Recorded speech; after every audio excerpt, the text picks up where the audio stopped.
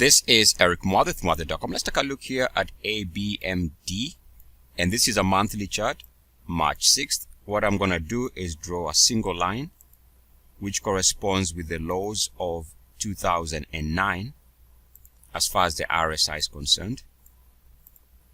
And you can see that right now it looks like we are breaking below this primary trend line.